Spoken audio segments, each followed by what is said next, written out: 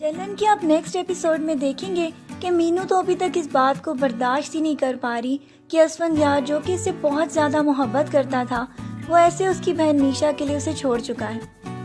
उसके पेरेंट्स ने तो उसको बहुत ज़्यादा समझाने की कोशिश की है कि भूल जाओ ऐसे बेवफा इंसान को जिसको तुम्हारी कदर ही नहीं, लेकिन मीनू तो इस बात को मानने के लिए तैयार ही नहीं। शादी कोई गुड्डा गुड्डी का खेल तो नहीं, ये तो जिंदगी में साथ भर निभाने का रिश्ता होता है। इसीलिए वो बार बार अपनी कोशिश कर रही थी कि किसी तरह असफंदयार से एक दफ़ा मुलाकात हो जाए ताकि वो उससे पूछ सके कि मेरा कसूर क्या था। असफंदयार तो उससे कहाँ मिलता, वो तो बेचारी अपने पेरेंट्स के ही प्रेशर में आई हुई थी। इसीलिए एक दफ़ा भी असफंदयार के पास जाकर ना मिल सकी। वो जब भी जाकर मिलने की कोशिश करती थी तो उसके पेरेंट्स उसको रास्ते में ही रोक लेते थे। हत्ता कि उसके अब्बू ने भी उसको इस बात का एहसास दिला दिया था कि वो तुम्हें डिज़र्व ही नहीं करता। तुम्हारी ज़िंदगी में ऐसे बेवफा और बैड करैक्टर वाले इंसान की कोई जगह भी नहीं। तुम्हारे बच्चे को भी हम पाल लेंगे और इस तरह बताएंगे कि उसका बाप जिंदा ही नहीं। आगे जाकर आप ये भी देखेंगे कि अब असफंदयार के ऊपर भी उसकी बहन का बहुत ज़्यादा प्रेशर आने वाला है, क्योंकि वो तो ये चाहती है कि वो किसी तरह मीनू को घर वापस ले आए। जब से असफंदयार ने उनको तलाक के कागजात दिखाए हैं तब से तो वो बहुत ज़्यादा शौक में आ गई हैं। वो तो कभी भी नहीं चाहती कि मीनू जैसी सलीकामंद औरत को वो छोड़कर निशा जैसी बदतमीज और बदलिहाज लड़की के साथ शादी कर ले। इसीलिए वो उसको बहुत ज़्यादा समझाने की कोशिश कर रही थी, लेकिन असफंदयार के दिल और दिमाग पर तो सिर्फ निशा की मोहब्बत की पट्टी बंधी हुई है। बज़ाहिर बाहर से खूबसूरत दिखने वाली लड़की का दिल कितना मैला है ये उसको अभी तक अंदाज़ा नहीं, और जब उसको इस बात का अंदाज़ा होगा तो तब तक बहुत देर हो चुकी होगी। अभी तो सिर्फ उसकी बहन की यही कोशिश जारी थी कि किसी तरह इन लोगों को आपस में दोबारा से मिला दें। असफंदयार के साथ निशा को देखकर उसकी बहन भड़क उठी और उसने कहा कि किस किस्म की बेहया और बेशर्म लड़की हो तुम। मैंने तुमसे ज़्यादा बेहया और बेशर्म लड़की इस दुनिया में नहीं देखी।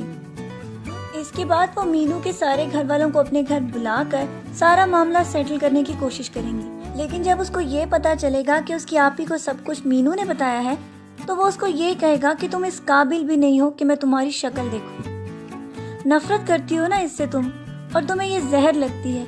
अब मैं यही जहर तुम्हारी रगों में उतारूंगा। बेचारी मीशा तो बहुत ज़्यादा परेशानी में उसके सामने गड़गड़ाती रही, लेकिन उसने सबके सामने धक्का देकर गिरा दिया। इसके बाद तो आप देखेंगे कि उसकी बहन का बहुत ज़्यादा इसके साथ सलूक ख़राब होने वाला है, जबकि उसके वालिदैन उसको घर ले जाकर ये कहेंगे कि आज के बाद असफंदयार का नाम भी ना लेना, हम कभी भी नहीं तुम्हें उसके घर भेजेंगे, लिहाजा तुम उसे भूल जाओ। आगे इसकी हालत ख़राब हो जाएगी और वो उसको हॉस्पिटल ले जाएंगे। बच्चे की डिलीवरी के बाद वो उसको बहुत ज़्यादा फिर से मिलने की कोशिश करेगी ताकि वो अपने बच्चे को देख के ही शायद ज़िंदगी में दोबारा बदल जाए। किसी ने सच ही कहा है कि धोखे का जायका तो धोखा खाने के बाद ही आता है। जब तक असफंदयार निशा से धोखा नहीं खाएगा तब तक उसको उसकी असलियत के बारे में पता नहीं चलेगा। निशा तो सिर्फ ये चाहती है वो किसी तरह असफंदयार का घर और ये सारी चीज़ें इनकी मालिक बनकर उसके घर में बैठ जाए। अपनी बहन की खुशियाँ छीनने के बाद तो उसको भी खुशियाँ नहीं मिलेंगी, और असफंदयार को जब इसकी असली हकीकत के बारे में मालूम होगा तो उसके पास सवाए पछतावे के और कुछ भी बाकी नहीं रहेगा। मीनू जैसी लड़की को इस तरह धोखा देने के बाद वो कभी भी खुश नहीं रह पाएगा। और आगे आने वाले एपिसोड्स में आप देखेंगे कि अहमर को भी बहुत ज़्यादा दौलत मिलने वाली है, और यही सारी चीज़ें जिनके लिए निशा ने अपनी बहन मीशा को दुख देकर उसकी ज़िंदगी बर्बाद कर दी थी, ये सब अहमर को भी मिलने वाला है।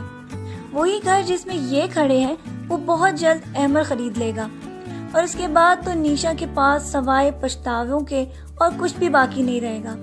एक तरफ तो वो अपनी फैमिली को खुद से खो चुकी है, और उसके बाद जब असफंदयार के सामने भी इसकी हकीकत खुलेगी तो वो भी उसे धुतकार कर परे हटा देगा।